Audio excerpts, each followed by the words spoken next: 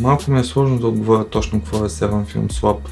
Това е, да го наречем, нещо като проект, творчески колектив, място за фотография и още много други неща. Включително и бар става вечер. Seven Film Lab е основан лятото на 2018 година. Тая година ще стане 3 години, съвсем скоро. Аз лично не знам да има други такива места в България. Това, което е различно, че ние с Илко влагаме много голяма част от нашето време на лаба, на хората, които идват, помагаме както можем, и това може би е различно. Защото не всеки е готов да отдели толкова много от времето си, нали, толкова много енергия да може да се случат някакви неща.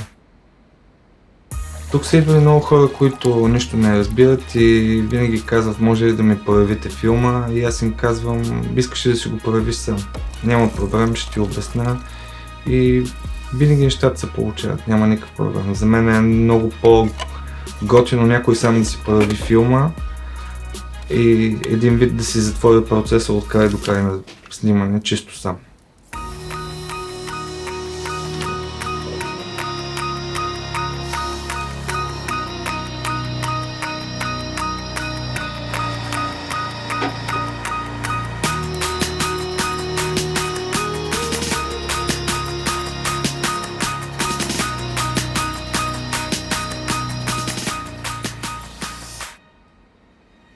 Влизайки в лаба виждаш много техника, която за повечето хора, които не са занимавали с такова нещо, е напълно непознато. Машини за проявяване на снимки, фотоувеличители, но мисля, че влизайки най-голямото впечатление прави стената зад мен с всичките снимки от забавните моменти, които като колектив и като приятели сме имали покрай годините, свързани с това място. Фотографията е направена да се гледа на хартия. Просто фотографията се нуждае от тяло.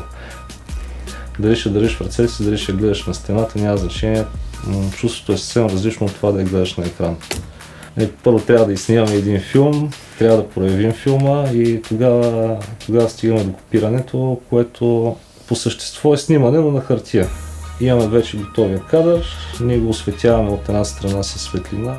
Имаме един реле таймер, който пуска време както при снимането. Осветяваме хартията за определено време и след това имаме процеса на проявяване, който се случва в вани. Отново имаме проявяване, след това спиране или стоп на процеса, имаме фиксиране, който спира хартията да бъде светлочувствителна и накрая просто трябва да изминем снимката и да изчакаме да изсъхне. Емоцията да видиш накрая как изображението на хартия се появява във ваничката с проявителя малко по малко. То в началото е много бледо и после почва да се изяснява, докато стигне финалната си форма, а това е най-готиният момент.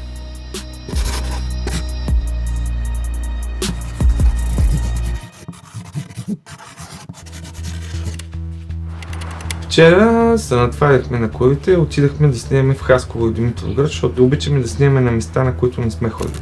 Места, които ги виждаш за първи път. Усещането е различно. Доста често, когато имаме желание, се хващаме няколко души и обикаляме по разни села, други градове. За мен е важно да се сменя и пейзажа и човек да вижда нови неща, които не се е сблъсквал с тях.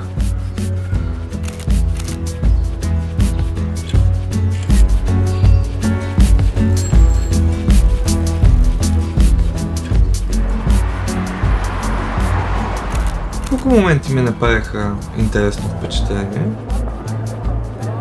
че хората първоначално се срещнахме с някакви хора, които явно търсиха внимание, искаха да си поговорят, искаха да си кажат какво му тежи на сърцето.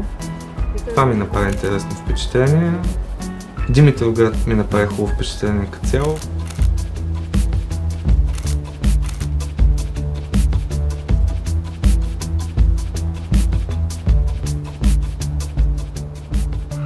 Пазара Димитровград прилича малко на Банкок.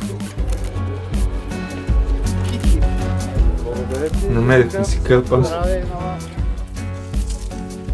И като цяло се изкарах много добре и в Хасково беше интересно. Просто самата смяна на пейзажа е много важна. Поне за мен да се чувствам окей.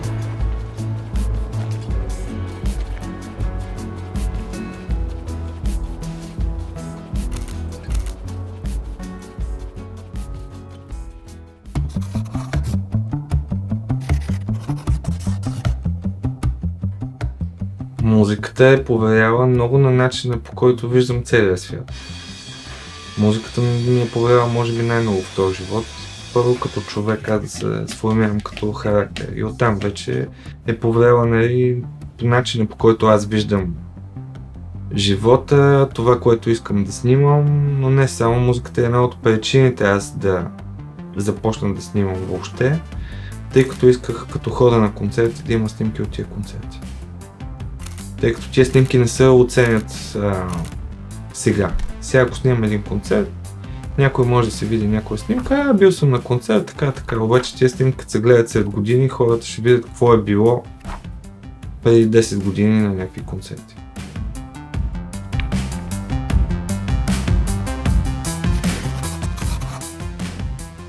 Никога не съм мислил за фотографията ми като нещо, което ще бъде особено значимо някога или за някой. Аз в крайна сметка го правя за лично удоволствие. Но може би някой ден тази фотография, защото аз в крайна сметка регистрирам най-вече за обикалящата ми среда и това, което се случва наоколо, че тази фотография някога би била интересна от гледна точка да се види какъв е бил живота по наше време. Може би хора след 30, 40, 50 години може това да им е интересно.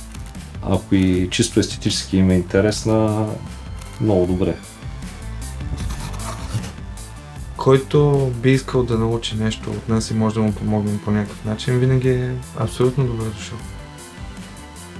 Искам да кажа на хората да правят качествена фотография, независимо дали е аналогова или не. Нека да е качествена и да е идея. И да не се предават. Да продължават да правят.